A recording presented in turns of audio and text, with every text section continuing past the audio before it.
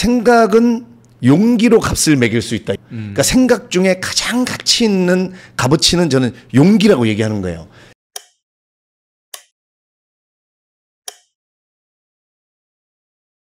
안녕하세요. 하와이 데저텍입니다. 하와이 데저텍의 마인드 초대석, 오늘도 저희 스튜디오에 너무 귀한 손님이 이렇게 찾아주셨습니다. 나는 어떻게 삶의 해답을 찾는가의 저자이시죠. 그리고 그에 앞서는 개그맨이시자 그리고 또 사업가이시기도 하고요. 최근에는 많은 분들의 멘탈 코치이시기도 하십니다. 고명환 작가님 모셨습니다. 하와이 데저텍 구독자 여러분들 반갑습니다. 저는 개그맨 겸 영화배우 겸 탤런트 겸 요식업 CEO 겸 베스트셀러 저자 겸 강사하고 있는 개그맨 고명환입니다. 첫 번째, 시각화에 대해서는 이제 우리가 독서를 하면 시뮬레이션이 된다고 저는 얘기를 많이 해줘요. 시뮬레이션. 그래서 실제로 저질러 보지 않아도 어느 정도까지 계산이 된다. 근데 이제 계산을 넘어서서 제 경우인데요. 네. 독서를 계속 오래 하다 보니까 예를 들면 새 브랜드를 지금 이제 마곡지구의 메밀박이라는 걸 차렸을 때 이 가격에 요 메뉴의 조합이면 여기에 상권이 이렇다면 평일날 이 정도의 사람이 쏟아 들어온다. 이런 게 이제 보이는 거죠. 네. 그래서 그 마곡지구의 메밀박이는 제가 생각한 대로 그대로 됐고요.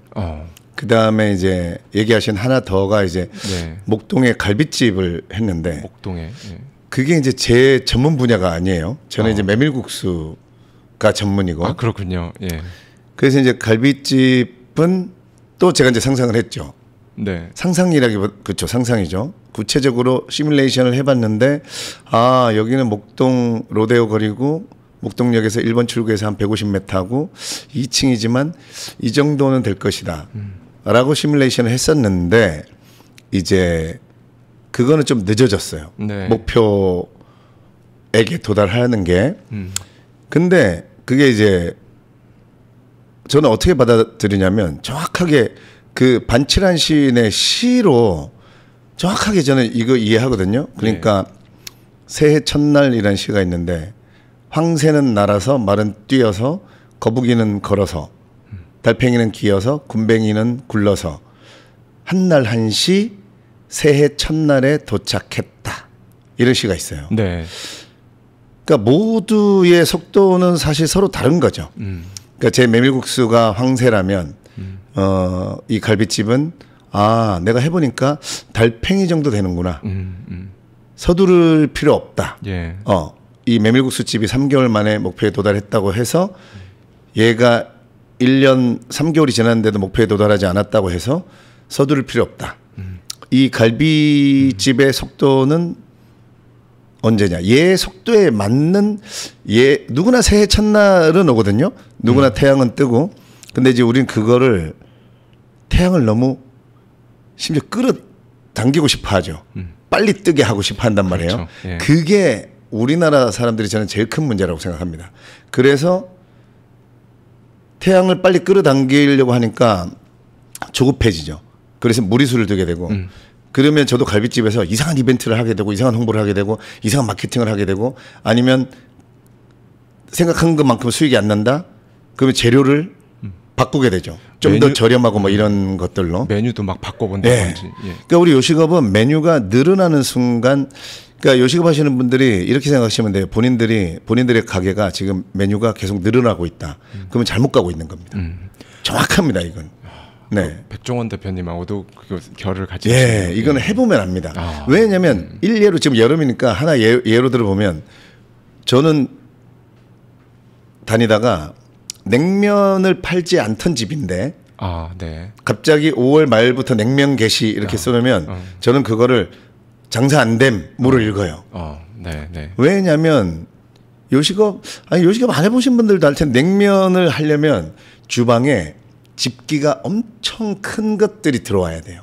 면을 삶아야 돼. 면기라든가 뭐 제대로 하려면 면을 볶고 뭐. 근데 우리나라 식당의 주방에 예를 들면 감자탕집이에요. 그 감자탕 해내기에도 좁아요. 대부분의 뭐 여유 있는 주방이었거든요. 근데 갑자기 냉면을 게시해요. 그러면 그거는 누가 봐도 저는 그 여기저기서 뭐 쿠팡 같은 데 살 수 있잖아요. 요즘 그렇죠. 면, 육수 네. 뭐 150원, 300원이면 육수 삽니다. 네. 그런 거예요. 네, 네, 네, 그런 음식으로 냉면을 하겠다. 이러면 요즘 소비자들이 귀신같이 합니다. 네. 네. 자기들끼리 얘기해요. 야, 이거 봉지 뜯은 냉면이야. 이렇게 자기들끼리 얘기합니다. 그러니까 그런 식으로 좀 뭐라 그럴까요? 이 단어를 싫어하실 수 있겠지만 얍삽한 방법으로 어떤 매출을 올려볼까? 이런 좀 얄팍한 생각이라고 저는 생각합니다. 저는 이제 지금 51살이 돼서 이제는 확신을 합니다. 뭐냐면 네. 자본주의 하에서 교육을 받은 사람들은 어쩔 수 없이 그 잘못 출발합니다. 우리가 뭐 내가 좋아하는 게 뭔지 모르겠다. 난 어떻게 살아야 하는지 모르겠다. 내가 왜 태어났는가 이렇게 얘기하잖아요. 예. 모든 자연계의 토끼, 뭐 개미, 뭐 민들레, 감나무, 소나무, 뭐 돌고래 다 자기 태어난 대로 잘 살거든요. 우리 인간만 이성이라는 게 생겨가지고 말을 만든 다음에 이 말 때문에 엄청난 발전을 했죠. 근데 이 말 때문에 세뇌당한 부분이 있어요. 그러니까 남들이 좋다고 하는, 지금 많은 사람들이 그걸 느끼잖아요. 그렇죠. 내 꿈이 뭔지 모르고 남들이 좋다고 하는 이게 좋은 거야. 대기업, 공기업 공무원 되라. 이게 안정적인 직업이야. 내 꿈은 뭔지도 모르고 내가 좋아하는 게 뭔지도 모르는데 그냥 남들이 좋다고 하니까 일단 내게 뭔지 모르겠으니까 일단 그쪽으로 갑니다. 저도 그렇게 출발했어요. 네. 그걸 어떻게 알았냐면 제가 2005년에 교통사고 나서 찐 죽음 앞에 가서 네. 이제 알았어요. 그러니까 내가 끌려다니면서 살았구나. 이걸 이제 알게 됐는데 그 다음부터 이제 그러면 끌려다니면서 살지 않으려면 어떻게 하면 되겠는가라고 하면서 저는 이제 저도 잘못 출발했다는 걸 알았고 그래서 그래서 예전에 사람들이 아니면 책에서 젊어서 실패를 많이 해봐라 이렇게 얘기하는 이유가 우리가 잘못 출발했는데 한번 실패할 때마다 우리의 인생은 저는 큰 배와 같다고 생각합니다. 뭐냐면 항로가 한 번에 확확 바뀌지가 않아요. 그렇죠. 타이타닉이 빙산을 발견했지만 늦었잖아요. 그죠? 그렇죠. 최고로 틀었지만 박잖아요. 네. 우리의 인생의 항로는 여러분들도 살아보시니까 알 거예요. 천천히 바뀝니다. 그죠? 거의 안 바뀌기도 하죠. 네, 네. 안 바뀌고 잘못된 길로 가다가 문제는 그대로 세뇌된 당한 채로 죽어버리면 상관없는데 제가 죽음 앞에 가보니까 죽음 앞에 가면 반드시 압니다. 내가 잘못 살았구나 이거를. 내가 이렇게 태어난 게 아니었구나. 동물로 따졌으면 내가 토끼로 태어났는데 내가 사자인 줄 알고 내가 육식을 하려고 쫓아다니면서 평생을 얼룩말을 쫓아다니면서 허벅지를 물어뜯으려고 하면서 살았구나라고 내가 토끼였구나라고 하는 거를 죽기 전에 가서 반드시 압니다. 제가 중환자실에서 깨달은 건데 그래서 우리는 잘 죽기 위해서 반드시 죽기 전에 내가 왜 태어났는지 내가 어떻게 살아야 되는지 그 항로로 살다가 죽어야 정말 만족스러운 죽음을 죽을 수 있구나를 깨달았어요. 네, 네. 그래서 실패를 한 번씩 해볼수록 우리가 잘못 출발한 노선에서 조금씩 그리고 독서를 통해서 제가 좀 심장이 뒤집어진다 이렇게 얘기하는데 예. 제가 요 전작에 뭐라고 해놨냐면 독서는 휘발유고 동영상 강의나 세미나는 엔진 오일이다 이렇게 해놨어요. 그러니까 우리가 여러분도 지금 하와이 데저텍 많이 보시는 것 많이 좋습니다. 하지만 이런 동영상은 우리에게 열정을 불러일으켜 주는 역할을 해요. 네. 반드시 그거를 알고 보셔야 됩니다. 그러니까 동영상 강의나 세미나는 내가 뭔가 하고 있는 일에서 열정이 좀 부족해지고 뭔가 내가 좀 다운되고 우울해지고 이랬을 때 동기부여, 네. 우리가 트리거, 방아쇠 역할을 해주는 그 열정을 불러일으켜 주는 거에는 동영상 강의라는 게 좋습니다. 하지만 이 동영상 강의를 통해서 깨달음을 얻으려고 하면 안 돼요. 그러니까 뭔가 우리가 뭐 김창업, 김기영 강사님, 법륜스님, 뭐 하와이 데저텍 등등 보면서 스스로 깨달았다고 생각하거든요. 무슨 말인지 알 것 같아. 근데 하루 이틀 지나면 그게 내 행동으로 절대 옮겨지지 않습니다. 제가 심장이 뒤집어야 된다고 한 얘기가 뭐냐면 우리가 이제 남을 도와라. 가치를 만들고 살아라. 이렇게 얘기하는데 남을 도와라가 진심으로 심장이 뒤집어져서 남을 돕고 싶은 마음이 생겨지거든요. 그게 이제 독서를 통해서 저는 생기더라고요. 제가 이제 제가 제 마음을 아는 거잖아요. 이렇게 이제 심장이 뒤집어져야 돼요. 그래야 우리가 내가 잘못 출발한, 그래서 독서를 이제 실패해봐라, 그 다음에 독서를 해봐라. 이거 저는 이거 두 가지밖에 없다고 생각해요. 이거 두 가지를 통해서 저는 이제 한 95% 제가 태어난 이유인 그 제 항로로, 그러니까 아까 말씀하셨지만 개그맨으로 시작했다가 요식업 CEO 하다가 베스트셀러 저자하다가 지금 강사 고명환을 저는 제일 좋아하거든요. 아, 그러시군요. 예. 그러니까 뭔가 제가 내 인생의 95%는 제 항로를 잘 잡았다고 생각을 했는데, 이거를 확인하는 방법도 정확하게 있습니다. 네. 그 헤르만 헤세의 데미안에 제가 전작에 써놨지만, 수컷 나방이 별을 향해서, 모두가 동경하는 별을 향해서 날아갔다면 아무 일도 일어나지 않았을 거야, 이래요. 네. 데미안의 싱클레어한테. 그러니까 모두가 동경하는 별은 그거예요. 뭐 500억 건물주, 대기업, 공기업, 공무원, 안정적인 직장. 근데 생각해보면 수컷 나방이 그 모두가 동경하는 별을 향해서 날아갔다면 아무 일도 일어나지 않았을 거야. 하지만 수컷 나방은 자기가 태어난 이유인 암컷 나방을 향해서 날아갔기 때문에 그때는 일어나지 않을 것 같은 일도 일어나는 법이야, 이래요. 네. 저도 유재석을 향해서 날아가고 있었어요. 개그맨들은 그렇습니다, 그죠? 네. 유재석을 향해서 날아가죠. 네. 근데 제가 교통사고와 독서 등등을 통해서 또 나에 대한 질문을 통해서 조금씩 항로를 바꾸다가 결국은 제가 강사까지 왔단 말이에요. 네. 근데 이쪽을, 그런데 내가 헤르만 헤세가 얘기하는 일어나지 않을 것 같은 일이 뭔가, 그게 바로 사람들이 얘기하는 행운이에요. 행운. 저 친구는 뭐 하는 일마다 다 잘 되고 가만히 있어도 뭐가 막 되는 것 같고, 그런 친구들 있잖아요. 그러니까 인생의 항로를 제대로 올라타면, 우리가 그 카트라이더 자동차 경주 오락이 있잖아요. 네. 그거 가다 보면 복주머니 같은 거 있어가지고 물음표 딱 먹으면 뭐 미사일도 생기고 그렇죠. 뭐 에너지도 생기고 네. 그렇잖아요. 인생의 행운은 늘 우리 주변에 그렇게 복주머니처럼 있거든요. 근데 너무 슬픈 현실은 우리가 그렇게 세뇌당한 채로 남들이 얘기하는 그 별을 향해서 가고 있잖아요. 그러면 그 길 위에는 복주머니가 하나도 없어. 내가 그래 살아보니까. 근데 제가 지금 강사 고명환으로 딱 돌아섰는데 정말 막 이틀에 한 번씩 무슨 복주머니가 터지고 있어요. 네, 네. 그래서 내가 헤르만 헤세가 얘기하는 게 뭔 말인지도 알겠고, 이렇게 내 길을 찾아가는 거구나.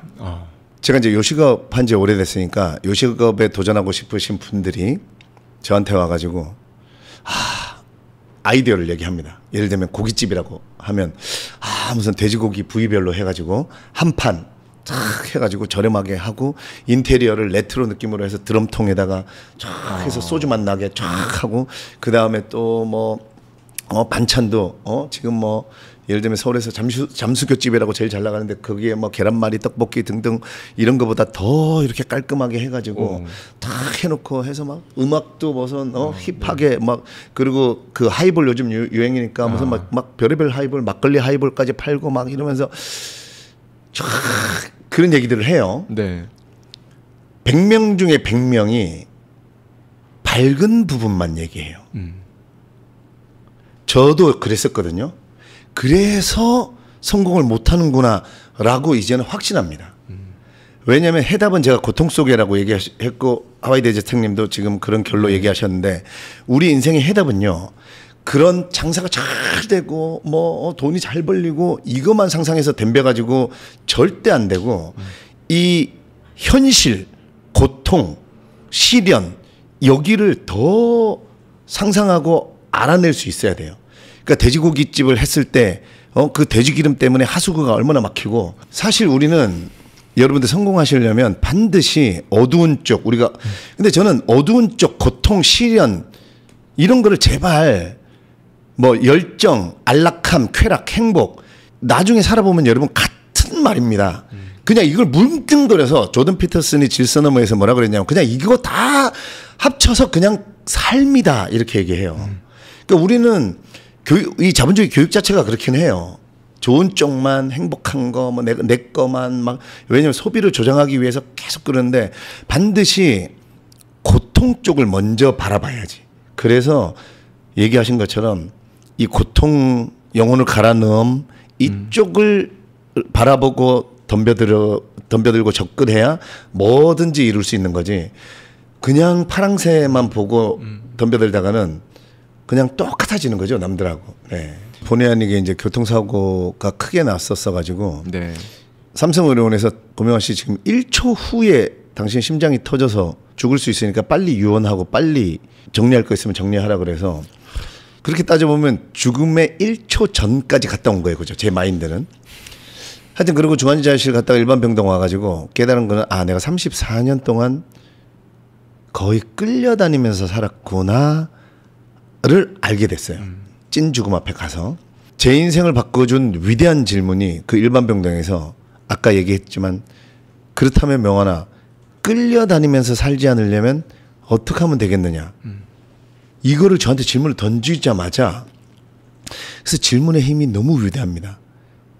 그전에도 제가 이제 책을 싫어한 건 아니지만 책이 너무 읽고 싶어졌고 그때 한쪽 눈이 마비가 돼가지고 한쪽 눈으로 책을 읽었어야 됐어요. 한쪽 눈 가리고 읽어보면 이게 엄청 답답하거든요. 예. 근데 일반 병동에 한 2달 가까이 있으면서 하루에 18시간 이상씩 책만 읽었던 것 같아요. 그러니까 그때는 2005년인데 그때도 인터넷상에 동영상 강의나 뭐 테드 강의 있었어요. 네. 근데 한국에서 그걸 보는 문화가 없었어요. 그러니까 끌려다니면서 살지 않으려면 어떻게 하면 되겠느냐 너무 궁금한 거예요. 진짜 너무 죽음 앞에까지 갔다 오니까. 네네. 그러니까 누구한테 물어볼 사람도 없고 그러니까 병문안 오는 사람한테 야 네가 아는 그냥 유명한 책 있지. 그냥 누구나 아는 일단 그런 거 좀 사다 줘라. 예. 그래서 그런 그때 이제 인문고전 뭐 이런 유명한 책들을 많이 읽었어요. 근데 읽으면서 계속 저는 타겟이 그거였어요. 그냥 이 줄거리에 빠져서 아니면 여기에 주는 교훈에 빠진 게 아니고 계속 읽는 내내 머릿속에 그게 계속 있는 거죠. 끌려다니면서 살지 않으려면 어떻게 하면 되겠느냐. 끌려다니면서 살지 않으려면 어떻게 하면 되겠느냐. 답이 안 나와요. 그러니까 또 읽고 또 읽고 또 읽고. 네. 그러니까 이 질문의 힘이 그러니까 여러분들은 아마 진지하게 과연 자기 자신에게 진짜 가슴에 손을 얹고 진지하게 질문을 던져본 적이 있는가. 한 10년 전부터 저한테 계속 던진 질문이 넌 명환아 넌 얼마짜리냐. 이걸 어떻게든 계산해 내려고 하고 내가 지난달보다는 이번 달에 또 얼마짜리가 또 이렇게 성장을 했는가. 이런 거를 그러니까 질문을 해야 내가 좋아하고 내가 원하고 이런 거를 우리 뇌과학 심리학 책 읽어보면 뇌는 질문을 받으면 무조건 답을 찾으려고 합니다. 맞습니다. 그러니까 계속 나한테 물어봐야 돼요. 모르겠으면 계속 물어보면 돼요. 내가 좋아하는 게 뭘까? 내가 진짜 내가 해서 뭔가 일도 하면서 재미도 있고 보람도 느끼고 근데 돌아봤더니 돈도 벌 수 있는 게 뭐가 있을까라고 계속 질문 던지면 여러분 뇌가 못 찾잖아요. 그러면 나로 하여금 책을 읽게 열정을 불러 일으켜요. 제가 병원에서 그랬던 것처럼. 그래서 결국은 찾아냅니다. 네, 네. 근데 우리는 질문을 안 던져요. 왜냐하면 대답하기에도 대답만 익숙한 삶을 교육을 받았기 때문에 그래서 못 찾는 겁니다. 내가 좋아하는 게 뭔지. 이거는 네, 여러분들 네. 궁금하시면 조셉 머피의 뭐 잠재의식의 힘이라든가 뭐 이런 유들 한두 권만 읽어보셔도 이해가 되는 부분이 있어요. 이렇게 생각하시면 돼요. 내 잠재의식을 다른 존재라고 일단은 생각을 하시면 편해요. 네, 네. 그래서 그리고 어려워하지 마세요. 우리의 뇌의 잠재의식은 24시간 잠자지도 않아요. 그러니까 여러분들 원하는 게 이런 거잖아요. 내가 자는 동안에도 돈이 뭔가 계속 벌어졌으면 좋겠다. 이거보다 더 좋은 게 내가 자는 동안에도 내 뇌를 계속 일시키는 방법이 있어요. 저는 책을 쓸 때 항상 잠들기 전에 이렇게 합니다. 누워가지고 잠재의식아, 고명한 잠재의식아, 부탁이야. 잘 다뤄야 돼요. 명령을 하면 안 됩니다. 잠재의식아 부탁이야. 나는 자는데 너는 밤새 일해서 미안한데 그래도 나 진짜 내가 내일 진짜 내가 글을 써가지고 그 글을 읽고 그 사람이 겪지 않아도 될 고통을 겪지 않으면서 뭔가 자기가 하고 싶은 일에 보람을 느끼고 또 일하는 데서 즐거움을 느끼는데 돌아보니 돈도 벌 수 있는 그런 거를 찾을 수 있도록 동기부여가 될 수 있는 그런 글감 하나만 몰아다 줘. 이렇게 합니다. 저는 그거를 너무 많이 혜택을 받아봤어요. 자기 전에 여러분, 자기 전에 우리 항상 걱정하다 잠들죠. 나 월말까지 얼마를 공과금 맞춰야 되는데 이거 어떡하냐? 아니면 또 뭐 장사가 안 돼서 어떡하냐? 이러고 잠들면 장사가 안 돼서 어떡하냐? 장사가 안 되는 거에 대한 생각만 계속해요. 뇌가. 그러니까 다음날 일어나면 또 피곤합니다. 그럼 그걸 반대로 물어놔야 돼. 그냥 내일 수입이 2배가 되려면 어떻게 하면 될까? 아니면 내가 내일 기분 좋으려면 어떻게 하면 될까?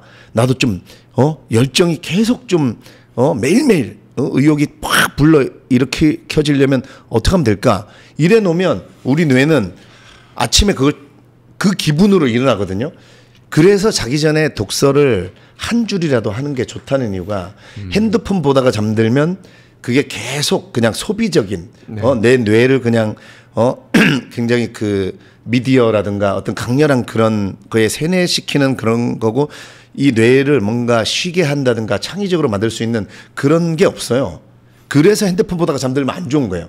그래서 책 한두 줄이라도 읽다 보면 책의 문장을 가끔 읽다가 이게 무슨 말이지? 이러고 잠들 때 있거든요. 예를 들면 노자가 말한 자는 알지 못하고 아는 자는 말하지 않는다. 제가 이거 진짜 10년째 잠안 오면 말한 자는 알지 못하고 아는 자는 말하지 않는다. 이게 무슨 말이냐. 이러다가 잠들었어요. 저는. 그러니까 여러분들도 꼭 내 뇌를 계속 좋은 뇌로 바꾸고 싶으시다면 내가 왜 우울하지 이렇게 말하는 이유가 기분 좋아지려고 하는 거잖아요, 사실. 그렇죠. 그래서 질문을 반드시 우리 뇌는 이걸 반드시 믿으셔야 돼요. 믿은 게 아니고 뇌과학 책 읽어보면 이거는 이미 과학적으로 증명이 된 겁니다, 여러분. 네. 그래서 질문을 던지는데 항상 긍정적으로 던져야 되는. 그렇죠. 그러니까 우리가 잠들기 전에 핸드폰을 보는 게 내가 되게 안 좋다고 얘기하는 게 여러분 핸드폰은 보통 약간 자세가 이렇게 되잖아요. 그렇죠. 예. 누워서도 네. 쪼그린단 말이에요. 그렇죠. 뭔가 쪼그라들어요. 그 호흡도 우리가 약간 이렇게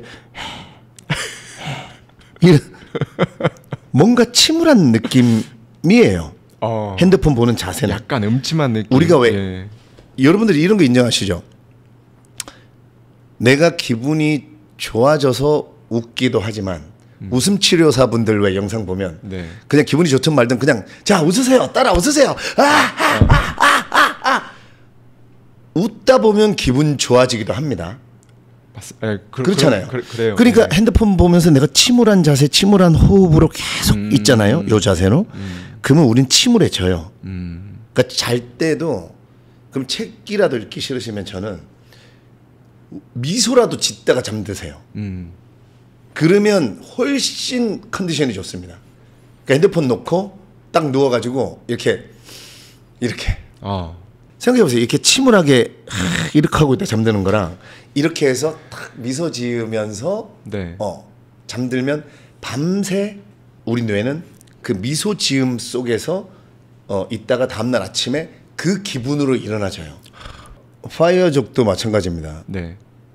파이어족이 되신 분들은 절대 그렇게 생각하지 않아서 파이어족이 된 거고 파이어족이 못 되신 분들은 아까 얘기한 것처럼 파이어족이 되면 나는 아무것도 하지 않고 해외여행 다니고 좋은 집에 좋은 차 타고 남들 출근할 때 나는 명품 가방 메고 친구 만나서 청담동 브런치집에 앉아서 얘기하고 언제든지 떠날 수 있고 제가 지금 얘기한 게요. 한 단어로 얘기하면 소비잖아요. 그죠? 소비. 예. 이거는 우리가 행복한 삶이라고 지금 막 파이어족이 돼서 누리고 싶어하는 이게 사실은 반드시 여러분 세뇌당했다고 생각하셔야 돼요. 자본주의의 거대 자본이 물건을 소비하기 위해서 우리로 하여금 이렇게 사는 게 행복한 삶이야. 이렇게 사는 게 좋은 거야. 너네 돈 벌면 은퇴해가지고 일찍 은퇴해서 이렇게 즐기고 살아. 아까 육하 원칙을 본인의 의도대로 할 수 있어야 된다라고 얘기하신 게 난 뭔지 정확하게 알겠고요. 저는 그거를 이제 자유라는 말로 얘기를 하는데 진정한 파이어족은 자유인데요. 그 자유 자체도 제가 이제 자유라는 단어를 우리 작가들은 모르겠으면 일단 단어부터 파헤치고 봅니다. 그죠? 그렇죠. 예. 내가 자유 한글로 쓰고 프리덤 써보고 한문으로 스스로 자자를 딱 쓰고 와, 51년 동안 U자를 한문으로 써본 적도 없고 찾아본 적도 없고 이게 무슨 U자인지도 모르겠고. 그렇네요. 예. 그냥 우린 자유, 마치 공기처럼 늘 있는 거라고 생각했는데 그래서 U자를 찾아봤습니다. U자가 말미암을 유예요. 말미암을 유. 이렇게 밭전자에 위에 꼬다리가 하나 딱 있어요. 이렇게. 네. 이게 열매를 형상한 거래요. 그러니까 나뭇가지가 이렇게 있으면 열매가 나무로부터 말미암은 열매. 그러면 자유는 뭡니까? 나로 말미암음이에요. 네. 하와이 대저택님이 육하 원칙을 얘기하신 거 난 너무 알겠어요. 네. 뭐냐면 육하 원칙 자체를 내가 세우겠다는 거잖아요. 그렇죠. 그죠? 그렇죠. 그러니까 그러니까 여러분이 아까 말한 세뇌당한 이거 생각조차도 그러니까 파이어족 이후의 삶을 지금 세뇌당한 뇌로 나는 뭐 서핑하고 해외여행 다니고 이게 아니고 부디 독서를 통해서 진정한 삶의 의미는 이 일에서 찾아야 되고 이 우주 나 이외의 존재를 이롭게 하는 삶에서 찾아야 되고 어떤 이런 나로 말미암음의 철학부터 만든 후에 그 다음의 것들도 다 나로 말미암음으로 할 수 있는 게 나는 진정한 파이어족이라고 생각합니다. 그렇게 될 때에. 근데 우리는 반 껍데기만을 쫓는다고 저는 생각을 해요. 아침 7시에 운전해서 내려가서 대구에 가서 2시간 반 강의하고 밥 먹고 다시 3시간 운전해서 전라남도 나주에 가서 나주 공공도서관에 가서 밤 9시 반까지 강의하고요. 그 다음에 다시 운전해서 4시간을 운전해서 서울에 12시 47분에 도착했어요. 혼자 다 운전해가지고. 근데 올라오면서 제가 제 머리를 그렇게 쓰다듬어 줬어요. 그러니까 그 스케줄 잡은 것도 나로 말미암음이었고. 그러니까 저도 이러다가 중간에 욕지도 가서 낚시합니다. 그럼요. 근데 예. 그거는 저는 여러분들이 행복이라고 생각하시는 아까 말한 해외여행 다니고 막 편안하게 그냥 출근 안 해도 되고 어디 자유롭게 낚시, 골프, 캠핑, 서핑 다니고 슈퍼카 타고 다니고 좋죠. 근데 그게 행복의 전체가 아니라는 걸 여러분 진짜 아셔야 돼요. 그거는 0.00001%의 그냥 저는 그건 행복이라고 하는 것보다는 그냥 약간의 스트레스 해소 인생에서 요 정도 부분밖에 안 되는 거지. 아까 얘기하신 공허하며 이것만 하다가는 한도 끝도 없습니다. 그러니까 우리는 너무 이쪽만 바라봐서 그래요. 이 고통 속에서 일 속에서 진정한 쾌락을 찾았을 때에 제가 어제 대구 갔다가 강의하고 막 나주까지 가면서 좀 늦어가지고 그거를 막 하고 하면서 시간에 맞춰서 또 나주에 오신 분들하고 3시간 원래 1시간 반 강의였는데 3시간 넘게 서로 막 토론하고 막 얘기하면서 그러니까 이게 내가 어젯밤에도 막 그분들하고 얘기하면서 야 그래 이게 살아있음이 아니겠느냐. 그리고 저는 교통사고가 찐으로 남았기 때문에 내일 그냥 당장 죽는다는 트라우마가 늘 있어요. 네. 그래서 저는 그냥 나중에 없습니다. 나중에 대한 생각 자체가 교통사고 이게 없어졌어요. 우리는 뭔가를 하다가 죽어요. 99살에도 뭔가를 하다가 죽어요. 그렇죠. 그렇잖아요. 그죠? 네. 그러니까 나는 내가 만들어낸 개념은 그렇습니다. 내가 오늘 죽을 수 있고 내일 죽을 수 있고 나는 뭔가 하다가 죽을 텐데 반드시 아까 말한 것처럼 나로 말미암음으로 모든 육하 원칙을 내 스스로 그 일을 하다가 나는 그 죽음의 순간을 맞이하면 너무 감사하다고 하며 죽을 수 있겠다. 근데 그 내 육하 원칙을 한두 개라도 남이 정해줬다. 저는 그렇게 그 일을 하다가 죽음을 맞이하면 굉장히 억울하고 슬프고 짜증날 것 같아요. 일단 여러분들이 시간 압축이라고 하면 시간 압축하는 법도 알고 싶으실 거예요. 그러니까 시간 압축을 하면 좋은 게 뭐냐면 지금 얘기하신 것처럼 내가 하루에 10만 원 버는 사람이면 시간을 압축해서 내가 24시간을 48시간처럼 살면 20만 원 벌 수 있는 거거든요. 그렇죠. 이 개념하고 똑같습니다, 여러분. 그러니까 사람들이 제 지인들이 특히 야, 너 가게를 그러면 2개를 더 오픈을 했고 공장 그거 차리는 게 그렇죠. 사실 쉬운 일이 아니잖아요. 특히나 식품 쪽이면 그 네. 인허가가 엄청나게 타이트한데. 예. 그래 그것까지는 네가 열심히 살고 뭐 새벽에 잠 좀 먹고 하니까 알겠는데 이건 언제 썼냐 이게 이 질문을 굉장히 많이 받아요. 근데 저는 제 입장이잖아요. 최근 1, 2년 동안 늘 그랬지만 뭐 시간이 바트다. 뭐 쫓긴다. 이런 적이 한 번도 없었어요. 그래서 내가 이게 저도 이제 제가 생각해 봤습니까? 이게 나의 어떤 능력일까? 반드시 책을 읽어서 이 능력이 생겼을 텐데 그렇다면 이건 어떤 능력이냐 하다가 깨달은 게 모든 인문 고전 철학서 아니면 시 음악도 마찬가지고 그림도 마찬가지인데요. 여러분 고호가 해바라기를 그려놨잖아요. 모든 인생을 갈아 넣어서 요만한 데다가 해바라기를 그렸단 말이에요. 네. 이건 어떻게 표현하면 압축이죠. 그렇죠. 예. 베토벤이 여러 곡이 있지만 어쨌든 그 곡 속에 자기 인생을 갈아 넣었단 말이에요. 네. 도스토옙스키의 지하생활자의 수기에 보면 이런 부분이 나와요. 2 곱하기 2는 4가 훌륭한 것이라는 점에 나도 이의가 없지만 그러나 모든 것에 다 그 권리를 인정하려면 2 곱하기 2는 5도 역시 훌륭하다고 해야 할 게 아닌가. 제가 이 책을 3번째 읽었는데 네. 제가 첫 번째, 두 번째 읽을 때도 이게 뭔가 있는 것 같은데 네. 근데 우리는 책에 욕심 있는 사람들은 또 이렇게 쌓아두고 진도가 나가야 되니까 뭔가 있는 것 같은데 오케이 일단 진도를 나가자. 근데 이제 제가 어느 순간부터 분량에 대한 욕심이 사라졌고 네. 이런 게 오면 이제 붙잡고 늘어집니다. 네. 여기 보면 정말 필사까지 2 곱하기 2는 4. 그 헤르만 헤세가 얘기하던 별 모든 사람이 그렇다고 얘기하는 안정적인 삶, 부자, 500억 건물주, 대기업, 공기업, 공무원 다 모든 사람이 그렇게 대답하는 2 곱하기 2는 4. 그 말이구나.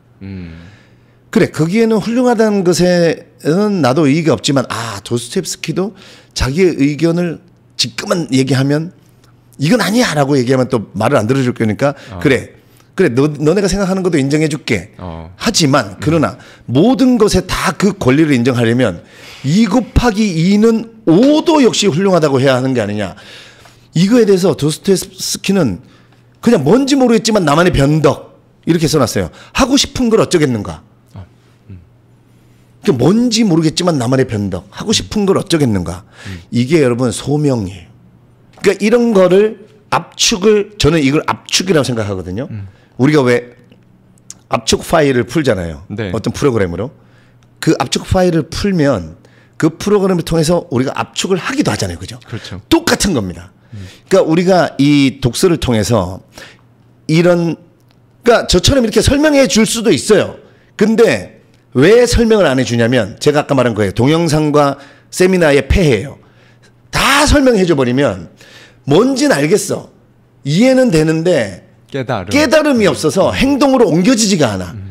그러니까 이분들도 다 설명해 줘 봤어. 근데 이렇게 해줘서는 인간이 행동이 변하지 않는구나. 심장이 뒤집어지지 않는구나. 그래서 이렇게 비유와 상징과 은유로 해놓으면 깨달을 수 있게끔. 그렇죠. 들을 게 있는 자는 듣는 거예요. 조던 피터슨도 자기가 강의하고 책 쓸 때 모든 사람의 모든 고통을 해결해 주겠다는 마음으로 처음에 접근했대요. 근데 그거는 말도 안 되는 얘기다. 그 자기가 깨달은 게 최대한 많은 사람들의 겪지 않아도 될 고통을 겪지 않게 해주겠다. 이게 자기의 신념으로 바뀌었대요. 그러니까 모든 고통을 해결해 줄 수는 없어요. 그러니까 모든 사람의 삶을 변화시켜 줄 수는 없어요. 그 어떤 위대한 사람도.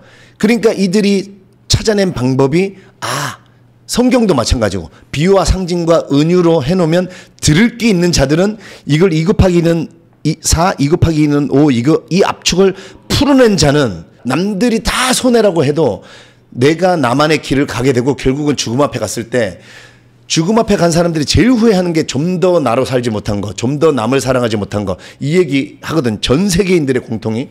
그러니까 좀 더 나로 살지 못한 거를 제일 후회하거든요. 2 곱하기 2는 5로 살 걸이라고 죽음 앞에 가서 알게 되거든요. 그러니까 저는 이런 압축을 풀게 됨으로써 그런 능력이 이제 독서를 통해서 저는 생겼다고 생각해요. 그러면서 압축도 하게 된 거죠. 글도 저도 이제 어느 정도 압축을 하게 되고 그러다 보니까 시간도 똑같구나. 그렇다면 효율성을 찾아가는 거죠. 그러려면 아침에 도서관을 가서 30분이라도 앉아서 오늘 최소한 한 3일 안에 할 일에 대해서 최대한 저는 그걸 하려고 가는 게 아니라 도서관에 가면 그냥 떠오르잖아요. 시간이 지나가니까 이제 8시에는 도서관에 나가야 되고 뭐 10시에는 매장에 도착해야 되고 그렇다면 이게 이런 것들 능력이 내가 어떤 일을 처리하는 데 있어서 효율성을 가져오게 되더라고요. 네, 이 압축의 힘을 가지게 되니까. 그게 저는 시간을 24시간을 48시간 또는 뭐 하루를 3일로 산다는 사람 이런 사람들이 다 그런 능력이라고 저는 생각을 합니다. 돈에 거죠. 대한 거는 1도 생각이 안 납니다. 실제 그러셨다는 거잖아요. 죽음 앞에 가보니까. 중환자실에서 유언도 했거든요. 예를 들면 우리는 보통 영화에서 유언하라 그러면 자, 저 뭐 공장은 둘째를 주고 뭐 이러잖아요. 나중에 한 거예요. 제가 그거에 대해서 1도 한마디도 하지 않았다는 거예요. 아예 그거는 아예 머릿속에 그냥 없습니다. 우리 삶에 이렇게 얘기하면 이제 도저히 이해가 안 되시겠지만 그래서 우리는 자본주의라는 게 자본주의에 살기 때문에 이 돈이라는 거를 그래서 두 가지밖에 없습니다. 벌어서 극복하든가 안 벌고 극복할 수 있는 방법은 책밖에 없어요. 책을 읽으면 안 벌고 극복할 수 있습니다. 이걸 알게 돼요. 근데 안 벌고 극복하게 되잖아요. 그래서 돈을 안 벌으려고 하잖아요. 그때부터 돈이 더 잘 벌어집니다. 이게 돈의 묘한 매력이에요. 그러니까 옛날 어르신들이 우리가 뭐 그 꼰대들의 얘기가 아니고 특히 저는 돈을 쫓지 마라 이 얘기는 너무 이제 와닿습니다. 네. 돈은 진짜 쫓는 게 아니에요. 돈을 따라가는 게 아니고 한 번만 그냥 속는 셈 치고 돈을 한번 거절도 해보고 자본주의에서 가장 매력 있는 힘이 여러분 돈이 벌어지는데 내가 거절해 보는 겁니다. 몇 번만이라도 한번 해보세요. 돈을 계속 더 벌려고 쫓아가지 말고 여러분이 어떤 일이 생길지 모르겠지만 누가 돈을 뭐 준다고 하든 아니면 뭐 번외에 돈이 생기든 아니면 내가 돈 벌 기회가 생겼다 그걸 한번 거절해 보세요. 굉장히 큰 돈을 몇 번만 거절해 보면 제가 무슨 말 하는지 알게 됩니다. 돈이요. 정확하게 순서가 이렇습니다. 우리가 이제 여러분들 이해하기 쉽게 돈 그릇이라고 얘기하잖아요. 돈 그릇을 키우면 독서와 경험과 사색과 이런 걸 통해서 돈 그릇을 키우면 돈이 저절로 와서 담기게 이렇게 됩니다. 근데 우리가 돈 그릇이 작은데 그래서 복권 로또 맞은 사람들 전 세계에 복권 맞은 사람들 90% 이상이 불행해졌다는 이유가 내 돈 그릇이 요만한데 30억인데 500억이 맞아가지고 이거를 30억에다가 쑤셔 넣으려고 하다 보면 이혼하고 가족들끼리 하고 막 돈 이거 가지고 이상한 짓을 하게 되고 왜냐면 내가 이거를 그릇이 안 되니까. 그래서 이거 돈을 미리 책을 읽어서 아는 사람들은 무서움을 알게 되고 이 돈이 복권을 맞았기 때문에 생겼잖아요. 그러면 빨리 이거를 30억만 남기고 내가 담을 수 있는 30억만 남기고 나머지는 흘려보내야 된다는 걸 알아요. 그래서 그 10%는 그렇게 살아서 행복한 겁니다. 그 힘을 일단 가지셔야 되는데 예를 들면 제가 이 책도 갖고 왔는데 이 무라카미 하루키가 처음에 소설을 쓸 때 원래 재즈바를 하고 있었어요. 맞아요. 장사도 잘 됐단 말이에요. 근데 야구장에서 갑자기 야구장 진구구장에서 그 외국인 타자가 땅 2루탄가 뭘 친 순간 나도 소설을 쓸 수 있겠다. 이러면서 이제 글을 쓰기 시작했다고 했잖아요. 주변 사람들은 여기 정확하게 나옵니다. 주변 사람들한테 소설을 쓰겠다고 했더니 그 전념하기 위해서 이 재즈바를 그만둬야겠다. 그렇게 얘기하니까 야 아니 지금 잘 되고 있는데 아니면 그리고 이걸 왜 지금 문을 닫으려고 하냐 하면서 하면 아니면 누구 영업사장을 두고 하면서 하면 되는 거 아니냐 그랬더니 본인은 그 성격이 그렇게 안 돼서 본인은 이제 성격이라고 얘기하는데 그 다음이 중요합니다. 그 다음에 뭐라고 해놨냐면 내가 못 찾겠는데 외워요. 뭐라고 해놨냐면 그리고 소설을 썼다가 그래 문 닫고 소설 썼다가 그래 소설로도 안 되면 또 다시 시작하면 되지 뭐라고 생각했대. 그게 굉장한 힘입니다. 그러니까 또 다시 시작하면 되지 뭐 이게 아무나 생기는 게 아니에요. 이게 이제 비트겐슈타인이 제가 오늘 이것 때문에 이거 계속 어제도 강의하고 뭐 하느라고 계속 갖고 다닌 건데 어제도 제가 이거 읽어드렸어요. 생각은 용기로 값을 매길 수 있다 이렇게 해놓은 거예요. 그러니까 생각 중에 가장 가치 있는 값어치는 저는 용기라고 얘기하는 거예요. 소설로도 망하고 그 재즈밥 문 닫아줬어? 그럼 또 다시 시작하면 되지 뭐. 이게 다 연결되는 말인 게 여러분 안에 뭘 쌓아 놓으셔야 되냐면 나중에 온 이 사람에게도 존 러스킨이 뭐라고 하냐면 진정한 부는 역량 있는 사람의 손에 들려진 가치다 이렇게 얘기해요. 그게 뭐냐 진정한 부는 어디다 쌓아두는 게 아니고 뭐 3천억 건물 어디 금 사가지고 아니고 역량을 내 안에다가 쌓아놓는 거예요. 그러니까 역량을 여기 안에 쌓은 사람이 진정한 부를 가지고 있다는 거거든요. 그러니까 무라카미 하루키는 번역가였고 번역가들은 당연히 책을 많이 읽잖아요. 그렇죠. 우리가 읽어봐도 무라카미 하루키가 독서량이 얼마나 많습니까? 그러니까 이 무라카미 하루키는 독서량 때문에 이미 이 역량이 이 안에 들어가 있는 거야. 자신감이자 용기자 이거죠. 그러니까 여러분들이 이거 하면 안 되면 어떡하지? 두려워. 다 두려워합니다. 네. 이거는 정확한 거예요. 그냥 여러분 안에 이게 안 쌓여 있어서 그래. 이거를 한순간에 누구 동영상을 보고 세미나를 듣고 절대로 저지르지 못합니다. 그러니까 이 용기는 반드시 독서와 또는 실패 이런 경험을 통해서 근데 경험을 통해서 하는 게 더 빠를 것 같죠. 독서가 굉장히 느릴 것 같죠. 독서가 제일 빠릅니다. 맞아요. 독서를 통해서 제가 아까 말한 것처럼 2 곱하기 2는 4, 2 곱하기 2는 5 이런 거를 깨닫는 게 내 안에 역량이 쌓이는 거거든요. 그러면 그러니까 저는 어디 가도 저는 지금 저도 그래요. 나를 어디 아프리카에 데려다가 버려놔 봐라. 내가 못 먹고 사나. 진짜 저는 그런 자신감이 있거든요. 그러니까 무라카미 하루키도 딱 그 얘기더라고요. 읽어보니까 친구들이 아무리 말리고 자기 여자친구도 말렸거든요. 근데 나는 일단 집중하고 싶다. 그리고 소설로 성공 못하면 재즈바 문 닫혀져 있으면 또 시작하면 되지 뭐. 자신이 있는 거예요. 그러니까 이거는 역량을 쌓아야 됩니다. 그게 아니고 누구는 보면 그냥 툭툭 잘도 시작하는데 나만 왜 행동에 못 옮길까? 우리 시청자분들 중에 행동에 못 옮겨갖고 못하는 게 엄청 많잖아요. 그렇죠. 그러니까 그런 거죠. 많은 사람들이 배달의 민족 아마 자기들이 생각했다고 생각하는 사람도 많고, 그렇죠. 여기 어때 이런 거 다 자기들이 생각했지만 문제는 실행에 옮겨서 가지는 사람이 주인인 거죠. 근데 그 힘은 누가 밀어준다고 아니면 아버지가 야 내가 100억 대줄게 이래도 자기가 자신감 없으면 못 덤빕니다. 그러니까 이거가 생기려면 반드시 역량 있는 사람의 손에 들려진 가치 그거를 가져야 되죠. 내 안에. 그러니까 여러분 부는 여기다 쌓는 거예요. 진정한 부는 내 안에 있는 사람은 어딜 가든 자신 있거든요. 그죠? 내 건물 옆에 없어도 돼. 그렇죠. 내가 어디 통영으로 가든 일본으로 가든 어디로 가든 그 안에서 저는 진짜 동물들만 있으면 진짜 저 보니까 좀 그러지 않아요? 동물들 데려다 놓고 막 얘기해가지고 동물들하고 공동체를 만들어서 저는 그렇게라도 살 자신이 있습니다. 결국에 진짜 부는 진정한 가치는 여기다 쌓는 거예요. 네. 안에다가. 여기. 예.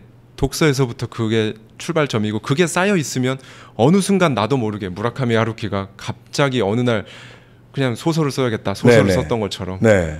그렇게 이제 불편의 다리를 그냥 나도 모르게 맞아요. 건널 수 있는 그러면 힘이, 그게 나옵니다. 예, 저절로 그러니까 나온다는 무라카미 하루키도 우리가 이런 얘기 많이 들어보셨죠. 창의는 발휘하는 게 아니고 발휘되는 거다. 그러니까 무라카미 하루키가 야구장에 누워 있었지만 이미 독서를 통해서 역량을 계속 쌓았기 때문에 그 창의가 드디어 임계점을 뚫고 그 순간에 뭔가 땅 소리와 함께 나 소설을 쓸 수 있겠다. 이게 창의가 발휘되는 거거든요. 그러니까 여러분들은 나는 왜 남들처럼 저렇게 아이디어를 뚝딱 못 만들어내서 저렇게 남들은 창업도 잘하고 뚝딱뚝딱 여러분 뚝딱뚝딱 한 게 아니라니까요. 차곡차곡 쌓아서 여러분 이게 안 차 있는데 내가 뭔가 진짜 돈이 되는 아이디어를 만들어 보겠다라고 친구들하고 스터디 하시면서 모여가지고 아무런 인풋 없이 100년 밤을 새보세요. 뭐가 나오나 절대 나오지 않습니다. 그게 창의의 진리고 창의의 매력이고 창의는 발휘되는 거라고 얘기하는 거죠. 제가 이제 독서법의 단계를 낙타사자 어린아이 개념을 채용해 왔는데 니체에 대한 제 해석입니다. 네. 제 해석을 일단 이 자라투스트라는 이렇게 말했다의 낙타 사자 어린아이를 얘기를 짧게 해드리면 네. 저는 이렇게 해석했습니다. 니체가 신은 죽었다라고 이제 우리는 많이 듣고 있는데 그 신을 사람들이 죽였다 이렇게 표현했어요. 그때의 역사적인 시대와 배경을 찾아보면 종교인들도 부패를 했고 그로 인해서 사람들도 또 종교에 대해서 제대로 기능을 하지 못했어요. 그러면 니체가 왜 신은 죽었다고 했겠습니까? 종교라는 거는 여러분 생각해 보세요. 우리의 죽음을 해결하기 위해서 만들어진 게 종교예요. 한마디로 잘 죽게 만들어 주겠다거든요. 그러면 사람들이 종교 생활을 잘 했으면 니체가 그런 말도 안 했습니다.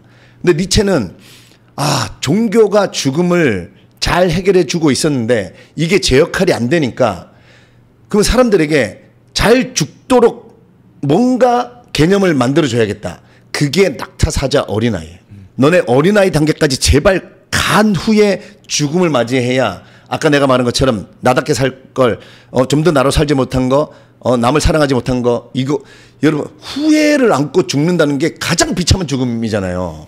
그러면 낙타사자 어린아이 뭐냐? 아까 말한 것처럼 낙타는 무릎 꿇고 누구의 짐인지도 모르고 어디로 가는지도 모르게 끌려가는 삶이고 그렇죠. 사자는 그나마 용기가 생겼어. 네.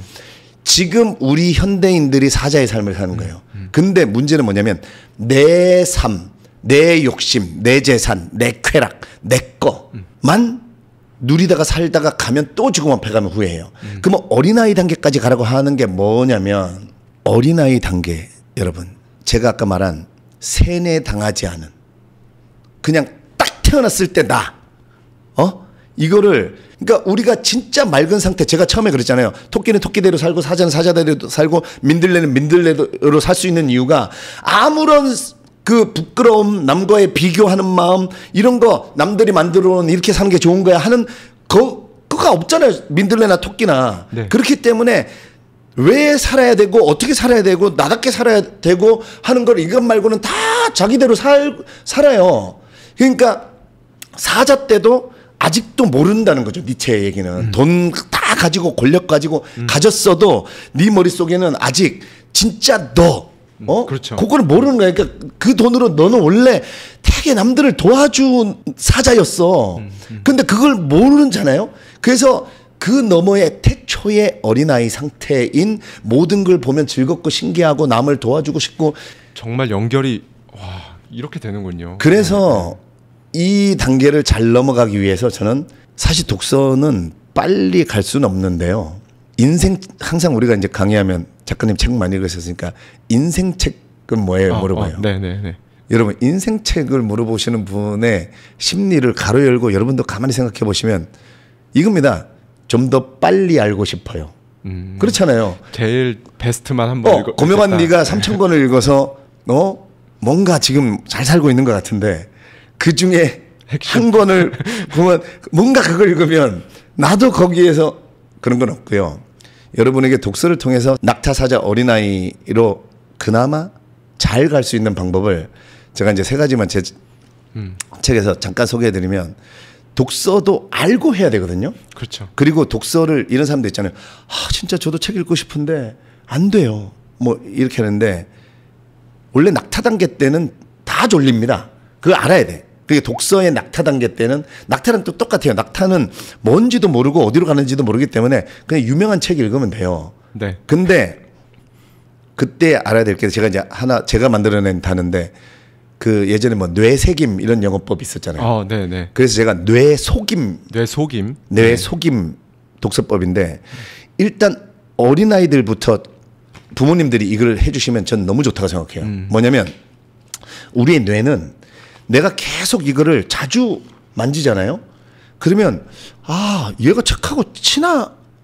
그러니까 처음에 독서 안 하던 사람들이 졸린 이유가 우리의 뇌는 안 하던 거를 하는 걸 싫어해요. 그렇죠. 왜냐면 공장을 하나 더 돌려야 돼. 뇌과학책이 정확하게 나오잖아요. 그죠? 그래서 내가 졸리는 이유가 몸이 피곤하지 않은데도 졸리는 이유가 나로 하여금 지가 공장을 돌리기 싫으니까 졸리게 만드는 거예요. 너 읽지 마. 이게 정확한 원리입니다. 그래서 저는 초반에 그러니까 우리는 알고 독서를 하자는 거죠. 이걸 알면 저는 가끔 졸리면 뇌한테 그럽니다. 야, 뇌야, 나 안 피곤하잖아 지금. 그 네가 공장 돌리기 싫어서 내가 뭔가 좀 어려운 책을 읽으니까 네가 좀 더 세련된 공장을 돌리기 싫어서 네가 날 졸리게 만드는데 야, 나 읽어야 되니까 일해! 저 이러면서 책 읽거든요. 근데 이렇게 뇌속이라는 게 아니고 처음에 아침에 딱 1분만 하면 돼. 그러니까 게임처럼 네. 온 가족이 네. 아침에 일어나면 우리는 뭐부터 잡습니까? 핸드폰부터 잡잖아요. 네. 그러니까 점점 더 핸드폰을 잡는 거야. 우리 뇌는 핸드폰을 잡는 게 편한 거야. 네. 그러니까 여러분 저는요 진짜입니다. 책은 5시간을 내일 읽어도 눈도 안 아프고 어깨도 안 아프고 아무 고개도 안 아파요.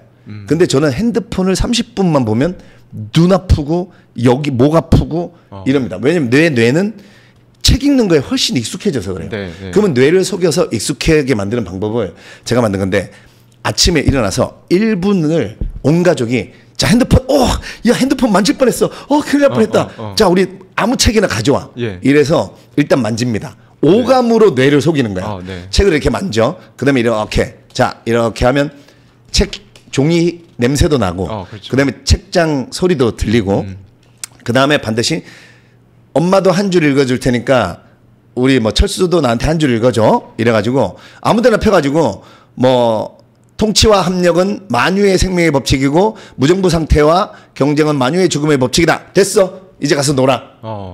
딱 한 줄씩만 해. 더도 하지 마. 네. 아까 거절의 법칙이랑 비슷한 거예요. 네. 한 줄만 읽으라 그러면 애들이 더 읽으려고 하기도 하는데 아니 그건 나중에 하고 그래서 내 목소리가 내 귀에 들려야 돼. 네. 그리고 만졌죠.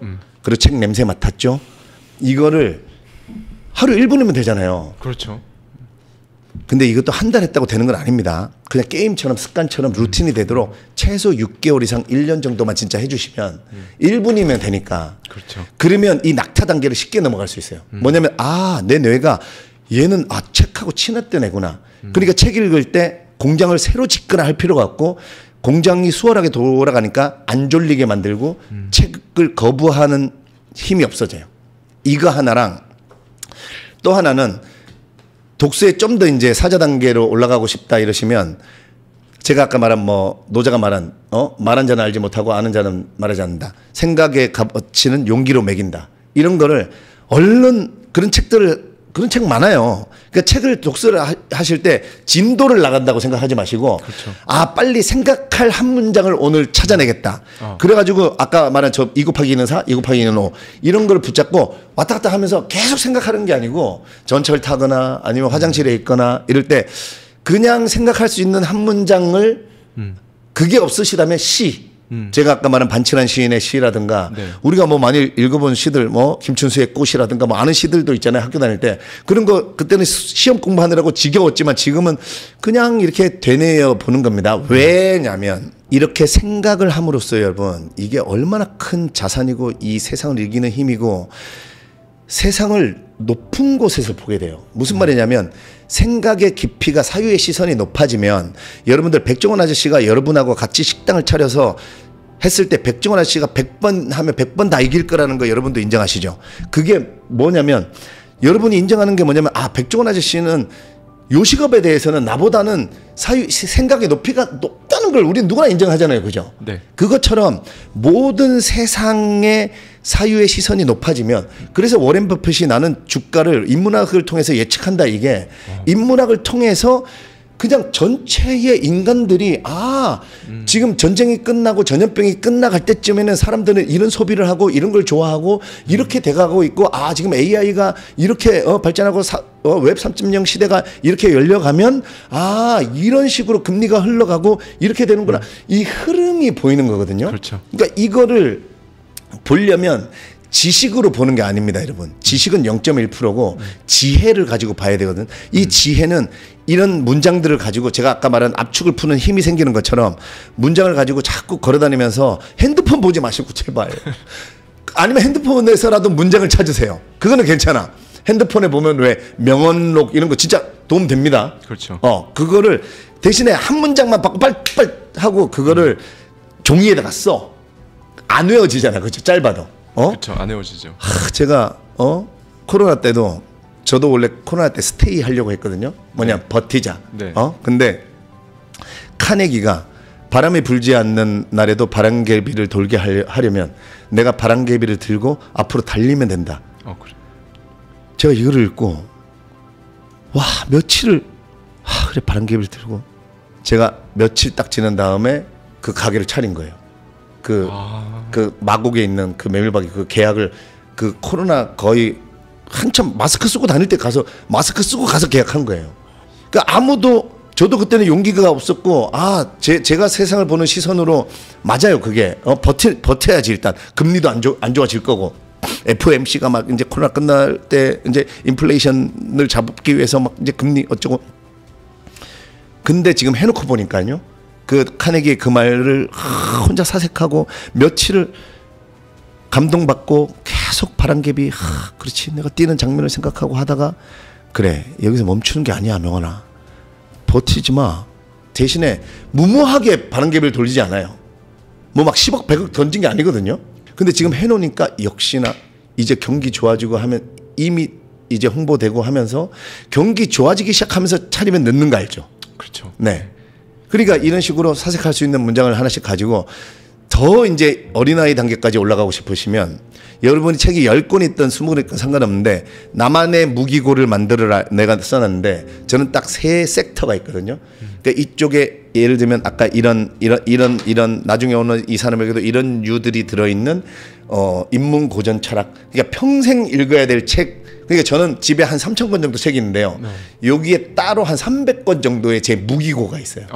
그래서 여기에 이런 책들이 100권 정도 쫙 이거는 평생 읽어야 될 책. 네. 그럼 여기는 제가 뭔가 삶에 대해서 이렇게 약간 다운이 되고 누구나 그렇잖아요. 그죠? 네. 내가 지금 잘 가고 있는 건가 스스로 그렇게 됩니다. 그럴 때는 저는 항상 요 1번 섹트에 와서 그 100권 중에 책을 골라요. 그래갖고 읽고 또 있는데 이게 그러니까 3번째 읽는 거예요. 그래서 제가 이걸로 최근 한 6개월을 이 책으로 완전 살아냈습니다. 너무도 환희 속에서 살아냈거든요. 그러니까 그 내 무기고 속에서 딱 땡겨집니다. 그 다음에 두 번째 섹터에는 세스 고딘을 필두로 하는 마케팅이라든가 그야말로 내가 돈 벌겠다. 네. 아이디어 짜겠다 대놓고 뭐 이랑주 작가의 살아남은 것들의 비밀 막 뭐 유현준 교수의 책은 여기도 있고 여기 있는 책도 있고 여기 있는 책도 있고 한데 뭐 그런 책들 중에 뭐 지혜 편집 공학 막 이런 책들 뭔가 보면 뭐 아이디어 마케팅 홍보 그야말로 실질적인 실물 돈에 관련된 작전을 세울 수 있는 거기를 또 중간 섹터 그 다음에 3번째는 이제 새로 산 책들 신간들로 해놓고 여기에서 이제 골라서 얘네 둘로 들어가게 되는 거죠. 아니면 저 2,700권 있는 쪽으로 가든가. 네. 네. 그리고 또 2,700권 쪽에서도 또 때로는 돌다가 다시 또 이쪽으로 옵니다. 그래서 한 이 3가지만 해주셔도 니체가 말한 낙타에서 사자로 독서법이 낙타 사자 제가 어린아이 단계가 됐다고 저는 제가 어린아이 1단계가 됐다라고 책에 써놨는데 아까 말한 제가 2 곱하기 2는 4, 2 곱하기 2는 5 이런 거를 제가 이제 압축을 풀 수 있고 이렇게 압축을 풀게 되면 어린아이 1단계 정도 됐다고 저는 생각합니다. 그래서 어린아이 3단계가 되면요 드디어 자기가 세상에 없던 철학을 만들어냅니다. 너 자신을 알라. 뭐 인간의 생각하는 갈대다. 뭐 이러면서 그래서 그런 그 인생의 기준들을 제가 왜 여기다가 해답이라는 단어를 써놨냐면 제가 이렇게 겪었던 우리는 뭔가 기준을 그러니까 독서도 알고 하면 원래 졸리는 거구나 나만 그런 게 아니야 이렇게 좀 기준을 그렇죠. 알면 그래도 좀 쉽게 갈 수 있잖아요. 그렇죠. 그래서 제가 아는 하여튼 여러 가지 기준들을 책에다가 좀 써놨습니다. 그래서 한번 이 기준으로도 내 삶을 한번 잣대를 대보시고 이렇게도 한번 풀어보시고 또 아니면 또 여기 책 많이 소개해놨으니까 또 다른 책으로도 해보시고 이러다 보면 여러분들의 세뇌당한 뇌가 제가 그래서 철학자를 흉내내느라고 제가 그 우리 세뇌당한 뇌의 그거를 이겨내자고 만든 말이 글로 말을 이긴다예요. 글로 말을 이긴다. 그러니까 이 글로 세상 사람들이 하는 말을 네. 이겨내야 우리가 어린아이의 원래 나의 순수한 내가 돼서 나로 살려고 했던 그걸 알게 되고 결국은 나로 살면서도 늘 즐겁고 그게 재밌고 어린아이처럼 즐길 수 있는 그 단계가 될 수 있지 않겠느냐. 그래서 제발 핸드폰, 광고, 미디어 이런 거에 세뇌당한 우리의 뇌를 글로 말을 좀 밀어내서 이겨내자. 상상이 이루어지려면 반드시 여러분 생각에 진짜 80% 이상은 리얼로 시각할 수 있는 그 상상을 해야 내 생각이 현실로 이루어진다는 거죠. 그래서 요식업 제가 초반에 얘기했을 때 좋은 쪽만 생각하는 거는 반토막도 안 되는 것만 생각하니까 안 이루어지는 거예요. 그거에 따라 있는 고통, 힘든 거, 시련. 그래서 이게 뭉뚱그려서 그냥 다 삶이고 이게 그냥 식당인 거예요. 이런 것까지 다 시각화할 수 있으셔야 일어난다는 거죠. 이게 가장 중요한데요. 뭐가 중요하냐면 여러분이 인생 책을 읽고 인생을 바꿀 수 있는지 없는지, 그게 여기서 갈리는 겁니다. 저도 제 인생 이걸로 바꿨어요.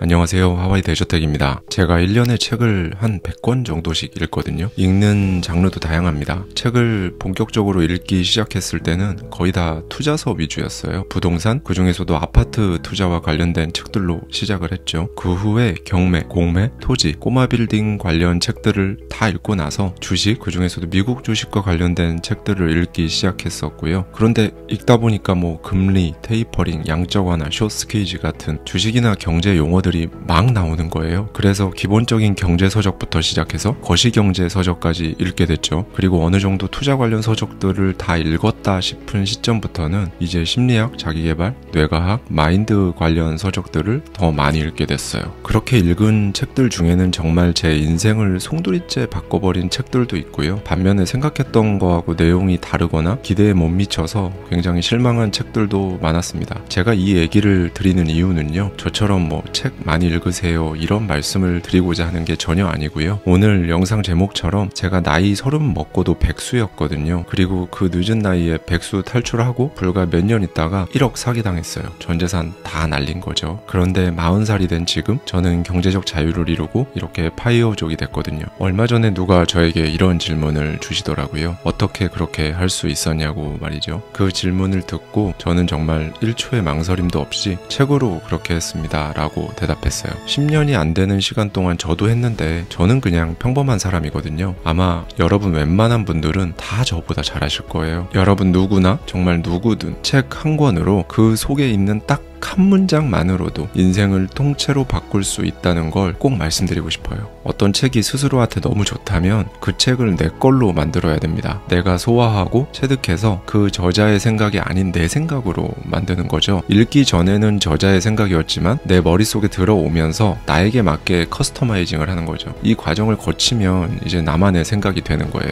그렇게만 하면 그게 인생책이 되고 그 인생책이 인생을 바꿉니다. 그냥 통째로 뿌리부터 완전히 인간 개조 수준으로 바꿔버려요. 책 한 권이요. 읽는 게 중요한 게 아니에요. 책을 끝까지 다 읽었다, 내가 며칠 만에 읽었다, 이런 건 사실 하나도 안 중요합니다. 심지어 제가 1년에 100권씩 읽는다고 말씀드렸잖아요. 저것도 진짜 사실 무의미한 거예요. 다독가라고 무조건 좋은 게 아닙니다, 여러분. 제가 책을 많이 읽는 이유는요, 인생책을 찾아내려고 많이 읽는 거예요. 저는 표지나 서평, 목차만 보고는 알 수가 없더라고요. 그래서 많이 읽었어요. 그런데 만약에 몇 권 안 읽었는데 이 책 진짜 너무 좋다, 그러면 굉장히 빨리 인생책을 발견하신 거죠. 그 책 속 내용을 이제 여러분 걸로 커스터마이징 하세요. 그러면 인생 바뀝니다. 저는 책 100권을 한 번씩 읽는 것보다 인생책 한 권을 100번 읽는 게 훨씬 가치 있다고 생각하거든요. 그럼 책 내용을 내 거로 만드는 거, 이거 어떻게 하는 거냐, 어떤 방법이 있고 어떤 게 가장 효과적인지 다 말씀드리도록 하겠습니다. 우선 첫 번째로는요, 어디 이 책 얼마나 좋은지 한번 읽어보자, 이 사람 얼마나 대단한 얘기하는지 어디 보자 라는 마음으로 읽지 마세요. 일단 변할 의지와 동기가 있어야 한다는 거예요. 만약에 이게 없다면 그 어떤 대단한 책을 읽어도 큰 효과는 없을 거예요. 이건 굳이 책이 아니라 사람과 사람 사이에서도 똑같잖아요. 누구에게 뭘 배우러 갔을 때 진짜 나 뭐든지 할 수 있어 라는 마음으로 온 사람하고 어디 얼마나 도움되는 얘기 하나 들어나 보자 라는 마음으로 온 사람하고 완전히 다른 결과값이 나오거든요. 말한 사람은 분명히 똑같은 말을 해줬는데 시간이 조금 흐른 뒤에 이 두 사람의 인생은 굉장히 많이 바뀌어 있는 경우가 있죠. 똑같습니다. 두 번째로는 책을 되게 지저분하고 귀찮게 읽어야 합니다. 그래야 기억에 오래 남거든요. 책을 읽는 것도 진짜 제대로 읽으려면 빡세게 읽어야 돼요. 플레이스테이션 하듯이 읽으면 딱 그 정도의 즐거움 정도로 기억에 남을 거예요.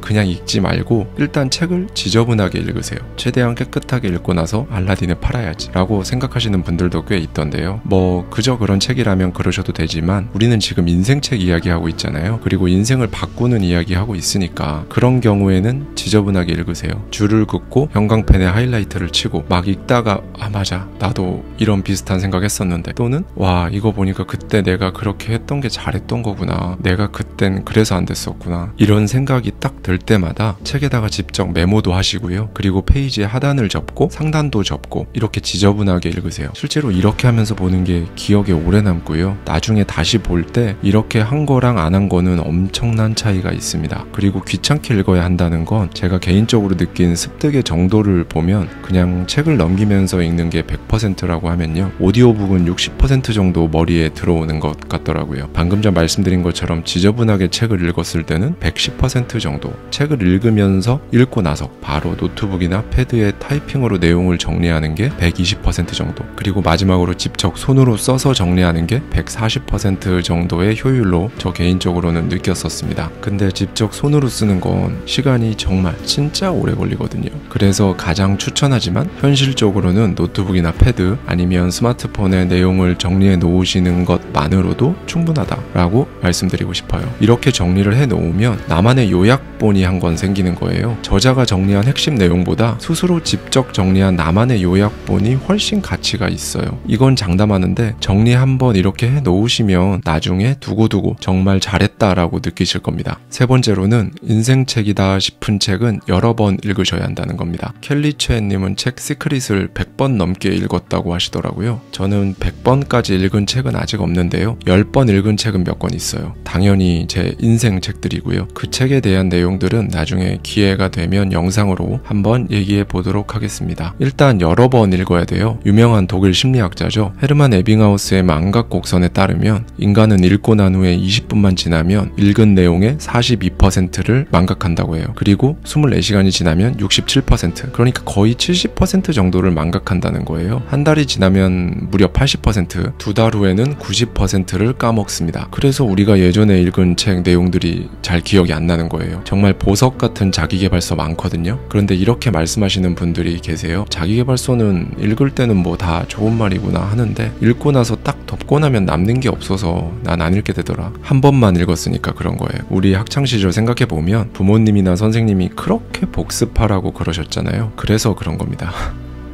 에빙하우스에 따르면 실제로 다시 읽을 경우에는 반복할수록 이 망각의 속도가 현저하게 감소한다고 해요. 저는 개인적으로 3회독을 추천합니다. 처음 읽었을 때 아까 말씀드렸던 것처럼 지저분하게 읽고 나만의 요약본을 만들어 놓으셨다면 두 번째 읽을 때는 읽는 속도가 훨씬 빨라질 거예요. 3회독 할 때는 더 금방 읽을 수 있고요. 그리고 재밌는 건 이렇게 3번을 읽는 동안 그 책에서 여러분에게 인사이트를 주는 부분이 매번 다를 겁니다. 왜냐하면 그렇게 3번 읽는 동안 여러분 생각이 성장했으니까 그런 거예요. 어떻게 보면 당연한 거겠죠. 네 번째로는 그 인생 책을 읽으셨잖아요. 지금 읽는 중이셔도 좋고요. 한 번 읽었다, 두 번 읽었다 상관없습니다. 일단 읽으셨다면 누구 한 명 붙잡고 설명을 하세요. 친구나 지인들이랑 카페나 밥 먹을 때 이럴 때 있잖아요. 그럴 때 한번 해보세요. 이걸 하라고 말씀드리는 이유는요, 제가 예전에 책에서 읽은 재밌는 실험 결과가 하나 있는데요. 사람이 바로 앞에 침팬치를 앉혀놓고 자기가 읽거나 배운 내용을 설명하잖아요. 그러면 침팬치는 그냥 앞에서 바나나 까먹고 있는데요. 그걸 설명한 사람은 스스로 이해도가 엄청나게 올라간다는 실험 결과가 있습니다. 누군가에게 설명을 하면서 스스로 생각이 더 체계적으로 정리가 되는 거죠. 그리고 또 한 가지 이런 경험 있으시죠? 시험 볼 때 아 이거 내가 분명히 아는 건데 갑자기 생각이 안 나네. 이거 모르는 겁니다. 안다고 착각하는 거예요. 설명하는 것도 마찬가지거든요. 아 내가 이거 아는 건데 갑자기 설명하려니까 어디서부터 말해야 될지 말이 안 나오네. 이거 모르는 거예요. 마찬가지로 안다고 착각하고 있는 겁니다. 내가 진짜 아는 건 설명할 수가 있어요. 그게 5분이든 30분이든 술술 나옵니다. 설명이. 인지심리학자인 김경일 교수님은 이걸 메타인지로 설명을 하시더라고요. 자기가 실제로는 모르는데 안다고 착각하는 이런 경우는 메타인지가 낮은 거라고 해요. 인생책을 읽고 여러분 인생이 바뀔만 할 정도로 내 걸로 만들었는지 확인하실 때에는 이렇게 누구 한 명을 붙잡고 설명을 해보세요. 이걸로 확인하실 수 있을 겁니다. 마지막입니다. 이게 가장 중요한데요. 여러분이 인생책을 읽고 인생을 바꿀 수 있는지 없는지, 그게 여기서 갈리는 거예요. 저도 제 인생 이걸로 바꿨어요. 뭐냐면요, 책에서 하라는 거 실제로 해야 됩니다. 이거 안 하고 그냥 읽기만 하거나 아니면 메모까지는 하고 그랬는데 정작 실제로 안 해보잖아요. 그러면 책 1000권 읽었어도 소용없고요. 책 한 권 10번 넘게 읽었어도 소용없어요. 실제로 안 하면 인생 안 바뀝니다. 저는 책에서 하라고 하는 것들 그냥 다 했어요. 그렇게 하려고 책 읽은 거니까요. 바뀌려고 책 읽었고 완전히 다른 인생 살고 싶어서 읽은 거니까 정말 뭐라도 기꺼이 할 수 있었고 그렇게 했어요. 그러니까 정말 인생 바꿀 수 있더라고요. 책에서 목표를 한 문장으로 만들어서 하루에 100번씩 100일간 연속으로 매일 쓰라고 하면 그렇게 했고요. 소리내서 하루에 1000번씩 90일 동안 연속으로 말하라고 하면 그렇게 했어요. 그리고 눈을 감고 원하는 모습을 시각화하라고 하면 그렇게 했습니다. 실제로 이렇게 하는 게 당연히 쉽진 않죠. 여러분들도 해보시면 느끼실 거예요. 그리고 하는 동안 하다가 포기하고 싶은 마음이나 포기하게 만드는 뭔가 불가피한 상황들도 있을 거예요. 뭐 몸이 아프다던가 갑자기 집에 급한 일이 생겼다던가. 저도 그런 걸 왜 안 겪어봤겠어요. 그런 일들이 다 있었습니다. 그런데 신기한 건요, 진짜 하려고 하면, 간절하면, 절실하면 그래도 하게 되더라고요. 정말 그랬습니다. 책에서 이미 저보다 앞서서 성공한 사람이 이렇게만 하면 인생 바뀐다는데 그거 못하면 절실한 게 아닌 거예요. 여러분 스스로에게요. 제가 저보다 먼저 앞서간 책 속 저자들이 알려준 방법대로 해서 이렇게 인생을 바꿨듯이 이 영상을 보시는 여러분 중 누군가 단 한 분이라도 먼저 해본 저의 경험을 이렇게 들으시고 인생이 바뀔 수 있으시다면 저는 더 바랄 게 없을 것 같아요.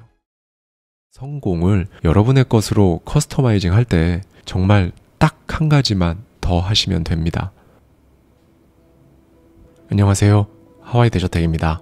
제가 예전부터 책을 읽는 방법에 대해 말씀드릴 때 책 속 저자의 인사이트를 제 것으로 커스터마이징 한다고 말씀드렸었는데요. 오늘은 이 커스터마이징에 대한 저의 생각을 말씀드리고자 합니다. 커스터마이징은 원래 사용 방법과 기호에 맞춰 하드웨어나 소프트웨어를 설정하거나 기능을 변경하는 것을 뜻하는데요. 마찬가지로 성공한 책 속 저자들의 인사이트를 나만의 방법과 기호에 맞춰 설정하는 것이라고 생각하시면 조금 더 와닿으실 겁니다. 그런데 여기서 한 가지 굉장히 좋은 포인트가 있어요. 성공한 책 속 저자들의 인사이트를 내 것으로 커스터마이징 한다는 것을 결국 단순화시키면 성공한 사람들의 성공을 내 것으로 커스터마이징 할 수 있다는 겁니다. 저 역시 몸소 체험해왔고 지금도 하고 있지만 이 방법이 그토록 위력적인 이유는요, 성공의 프라임을 손에 넣을 수 있다는 거예요. 보통 건물을 짓는다고 했을 때 땅을 파고 뼈대를 올리는 그 과정까지 일종의 타임머신을 타고 엄청나게 짧은 시간 내에 진행되는 것과 똑같습니다. 왜냐하면 몇 개월, 어쩌면 몇 년이 걸려야 완성되는 뼈대, 그 프레임을 이 며칠, 심지어 단 하루 만에 갖게 되시는 거니까요. 그러면 이제 여러분이 하셔야 될 것은 뼈대, 철근으로 단단하게 완성되어 있는 그 프레임에 여러분에게 가장 잘 맞는 마감 공사, 그러니까 살을 붙이면 되는 겁니다. 그리고 이 커스터마이징에는 크게 두 가지 유형이 있습니다. 먼저 간략히 말씀드리면 이런 프로세스예요. 책을 읽고 처음엔 성공한 저자들의 생각을 따라하는 겁니다. 말 그대로 그들이 했던 생각을 그대로 똑같이 해보는 거예요. 생각을 따라하다 보면 굉장히 자연스럽게 행동을 따라하게 되실 겁니다. 그리고 평소라면 하지 않았을 그 행동들을 하게 되면 여러분은 어떤 감정이 드실 거예요. 그 감정에 대해 이제 여러분만의 생각이 다시 들기 시작합니다. 그리고 바로 이 지점에서 드는 여러분의 그 생각을 저자의 생각과 비교해 보세요. 이 상황에서 저자라면 어떻게 생각했을까? 저자도 나랑 똑같이 생각하고 행동했을까? 이 질문에 대한 여러분의 대답이 그렇다라면 이제 그런 생각과 행동을 강화시켜 나아가시면 됩니다.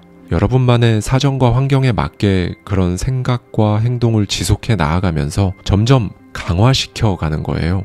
이게 바로 커스터마이징의 첫 번째 유형입니다. 반면에 저자도 나랑 똑같이 생각하고 행동할까? 라는 질문에 대한 대답이 아니다라면 이제 여러분만의 버전으로 커스터마이징을 해야 합니다.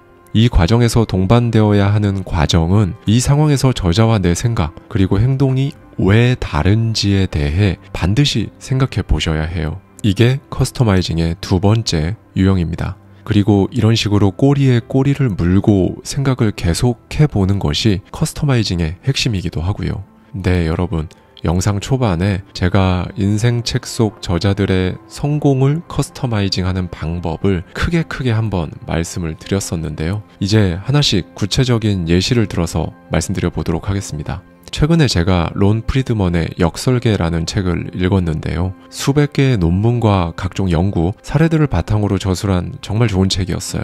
그러다 보니 그 책을 읽으면서 이 책에 나온 실험 결과들이나 각종 사례들을 통해서 여러분들께 책 속 저자들의 성공을 커스터마이징하는 방법에 대해 보다 쉽게 전달드릴 수 있겠다라는 생각을 하게 되었어요. 사람들은 보통 뛰어난 업적이나 성공을 대개 두 가지 관점에서 생각합니다. 첫 번째는 재능, 두 번째는 연습. 이렇게 말이죠. 그런데 론 프리드먼은 여기에 의문을 던집니다. 대부분 간과하고 있는 세 번째 요소가 있다는 것인데요. 바로 역설계라는 겁니다. 이건 애플이나 마이크로소프트와 같은 IT 업계의 거대 기업들 뿐만 아니라 정말 거의 모든 분야에서 굉장히 많이 사용하고 있는 방법이에요. 프리드먼은 역설계에 대해 대상을 체계적으로 분석해서 그 원리를 알아내고 뼈대가 되는 통찰력을 뽑아내는 접근법이라고 정의합니다. 이쯤에서 프리드먼이 소개하는 굉장히 재미있는 실제 에피소드 하나를 말씀드릴게요. 영화 제작자인 저드 에퍼타우의 이야기인데요. 에퍼타우는 각본가, 감독, 제작자로 우리도 잘 아는 앵커맨, 내 여자친구의 결혼식 등 수많은 코미디 영화를 성공시켰는데요. 그 비결은 정확히 역설계를 통한 커스터마이징이었습니다. 고등학생 시절부터 에퍼타우는 코미디 광이었어요. 또래 친구들이 락밴드에 열광할 때 그는 코미디 공연 녹음 앨범을 모으고 자신의 일주일 스케줄을 TV쇼 방영 시간을 기준으로 짰다고 합니다. 그러던 중 충동적으로 교내 라디오 방송국에 들어갔는데 그때 거기서 엄청난 걸 보게 됩니다. 또래 DJ가 수많은 유명 밴드들과 인터뷰하는 모습이었죠. 에퍼타운은 바로 이거다 싶었다고 합니다. 내가 직접 라디오쇼를 제작해서 코미디 분야의 고수들에게 조언을 들어야겠다는 생각을 한 거죠. 그는 일단 코미디언들의 소속사에 전화를 해서 나는 롱아일랜드에 있는 WKWZ 라디오의 저드 에퍼타우다. 그쪽 코미디언을 인터뷰하고 싶다. 라며 섭외를 시작했습니다. 자신이 16살이라는 것은 말하지 않았죠. 미국은 지역 방송 매체들이 워낙에 많다 보니까 소속사도 코미디언들도 에퍼타우의 라디오 전파 송출 범위가 주차장을 간신히 벗어나는 정도의 방송국이라는 사실을 몰랐습니다. 인터뷰 당일이 되어서야 그들은 속았다는 사실을 깨달았죠. 어쨌든 이 방법을 통해 에퍼타운은 고등학교를 졸업할 무렵 코미디 대본을 쓰고 해당 분야의 경력을 쌓는데 요긴하게 쓸 수 있는 설계도, 그러니까 프레임을 손에 넣게 되었습니다. 프리드먼은 또 한 가지 흥미로운 사실을 알려주는데요. 우리가 창의적 천재로 칭송하는 많은 위대한 화가도 상당한 시간을 모사에 할애했다고 합니다. 클로드 모네, 파블로 피카소, 메리 카사트, 폴 고갱, 폴 세잔, 이들은 모두 프랑스 화가 외젠 들라크루아의 작품을 모사하면서 실력을 키웠어요. 그리고 이 들라크루아는 또 자신이 동경한 르네상스 시대 화가들의 그림을 따라 그리는데 엄청나게 많은 시간을 바쳤습니다. 그리고 심지어 이 르네상스 시대의 위대한 화가들이죠. 라파엘로, 레오나르도 다빈치, 미켈란젤로도 동시대 화가들의 작품을 모방하면서 기법을 연마했다고 해요. 미켈란젤로부터 피카소에 이르기까지 정말 시대의 거장들까지 이렇게 한 이유는 무엇이었을까요? 이 작업을 통해 실제 원작자가 했던 창작의 과정을 재현해보는 거죠. 그리고 그 과정에서 자신의 성향과 원작자의 선택을 비교 분석해 볼 수 있기 때문입니다. 아까 영상 초반에 제가 말씀드렸죠. 커스터마이징이 두 가지 유형으로 나뉘는 결정적인 질문이 바로 이 상황에서 저자도 나랑 똑같이 생각할까? 라고요. 바로 이 과정을 위해 미술계의 거장들부터 헐리우드 코미디 영화계의 흥행 보증수표 저드 에퍼타우까지 프레임을 손에 넣기 위해 그렇게도 노력한 거겠죠. 네, 여러분. 인생책을 통해 성공한 저자들의 성공을 여러분의 것으로 커스터마이징 할 때 정말 딱 한 가지만 더 하시면 됩니다. 여기서 제가 말씀드리는 딱 한 가지라는 건요. 보통 많은 분들이 책을 읽는 과정만 하시거든요. 뭐 당연한 겁니다. 책을 읽는 것, 그게 독서니까요. 그런데 딱 한 가지. 그러니까 책을 읽어 나가면서 나의 상황에 계속 대입시켜보는 그 생각의 프로세스 하나만 딱 추가하시면 됩니다. 그게 커스터마이징을 하는데 가장 중요해요. 이를테면 이런 겁니다. 우리가 음악을 들을 때 그 음악을 듣죠. 음악이 주는 느낌이 어떤지를 느낄 뿐입니다. 그런데 작곡가들은 그 음악을 들으면서 딱 한 가지를 더 생각합니다. 그 음악의 코드, 박자를 비롯한 전반적인 진행 방식이 어떤지 파악하고 만약에 나였다면 이 부분에서 악보를 어떻게 그려 넣었을지 자신의 상황에 대입해 봅니다. 사진도 마찬가지예요. 우리가 어떤 사진을 볼 때 사진가들은 한 가지 생각의 프로세스를 더 가동합니다. 광원의 위치나 노출 정도 등 사진 촬영 기법을 파악하죠. 그리고 나라도 이렇게 찍었을 것 같다. 혹은 나라면 여기서 조금 다르게 연출했을 텐데 라며 대입의 과정을 거칩니다. 책 속 저자들의 성공을 내 것으로 커스터마이징하는 과정도 정확히 똑같아요. 제가 이 커스터마이징을 어떻게 했는지 말씀드리면 여러분께 조금 더 와 닿으실 것 같습니다. 제가 저의 오프라인 세미나를 통해서 몇 번 말씀드린 적은 있었는데요. 저의 인생책은 데일 카네기의 자기관리론입니다. 자신을 관리하는 인사이트가 담겨 있는 책이니까 당연히 자신의 주변인들과의 관계에 대한 이야기도 있었고요. 데일 카네기는 그의 저서에서 이렇게 말을 합니다. 자신을 괴롭게 만들 수밖에 없는 실수를 범하는 것이 바로 감사를 기대하는 것이다. 당신이 누군가의 생명을 구했다고 가정해보자. 그가 마땅히 당신에게 감사해야 한다고 생각하는가? 그럴 수 있다. 하지만 사무엘 레보위츠 사례를 보면 생각이 달라질 것이다. 그는 판사가 되기 전 형사사건 변호사로 활약하며 정기의자에서 죽을 뻔한 78명을 구해냈다. 그들 중 몇 명이 레보위츠를 찾아와 인사했을까? 혹은 크리스마스 카드라도 보냈을까? 당신이 짐작한 것처럼 단 한 명도 없었다. 친척에게 100만 달러, 우리 돈 13억 원을 준다면 그가 고마워할까? 철강왕 앤드류 카네기는 실제로 그렇게 했다. 하지만 그가 무덤에서 살아 돌아와 이 친척이 자신에게 뭐라고 욕했는지 들었다면 대경실색할 것이다. 친척은 왜 그랬을까? 카네기가 공공자선단체에는 3억 6,500만 달러, 우리 돈 약 4,700억이나 기부했으면서 자신에게는 겨우 100만 달러만 먹고 떨어지게 했기 때문이다. 세상사가 다 그렇다. 인간의 본성은 변하지 않았다. 아마도 당신이 살아있는 동안에는 달라지지 않을 것이다. 라고 말이죠.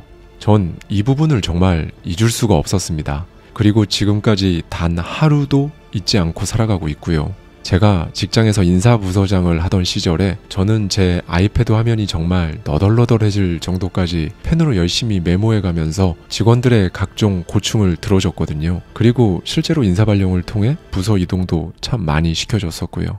그런데 인사발령이 나고 나서 저에게 찾아와 고맙다, 감사하다는 인사를 해준 직원은 정말 단 한 명도 없었습니다. 이 부분이 저는 항상 속상했거든요. 서운하기도 했고요. 그런데 데일 카네기를 통해 사무엘과 앤드류 카네기의 에피소드를 읽고 또 읽으면서 커스터마이징을 했어요. 데일 카네기가 제공해준 훌륭한 뼈대, 그러니까 그 프레임에 저에게 맞는 마감공사를 통해서 제 마인드를 잘 잡아낼 수 있었습니다. 제가 직원들에게 감사를 기대하는 것은 말 그대로 저를 셀프 채권자로 만드는 거였어요. 어떻게 보면 직원들 입장에서 저는 인사부서장이니까 원래 하는 일이 그런 거니까 당연히 마땅히 해야 할 일을 한 거니까 특별히 막 엄청 고맙고 감사하다는 생각이 들지 않는 건 어쩌면 당연하겠다라는 결론을 얻게 된 거죠. 그러면서 저 혼자 마음속으로 셀프 채권자가 되어서 마치 받을 돈 못 받은 사람처럼 속상해하고 서운한 마음으로 괴로워했던 겁니다. 진짜 돈을 빌려준 채권자도 아니고 저는 직원들한테 감사함을 빌려준 적도 없었으니까요. 그러니까 받을 게 없는 건 어찌 보면 당연한 거였습니다. 심지어 앤드류 카네기는 돈을 빌려준 것도 아니고 친척에게 무려 13억 원을 그냥 줬는데도 불구하고 감사는커녕 욕을 먹었죠. 그 뒤로 감사 자체를 기대하지도 않고 오히려 감사하다는 말을 듣지 않는 것이 당연한 것이다 라고 생각한 그 날부터 저는 지옥에서 벗어날 수 있었어요. 그렇게 저는 변호사였던 사무엘과 기업가 앤드류 카네기의 케이스들을 한국에 있는 공공기관의 인사부서장이라는 저만의 상황과 사정에 맞게 커스터마이징을 해냈었습니다.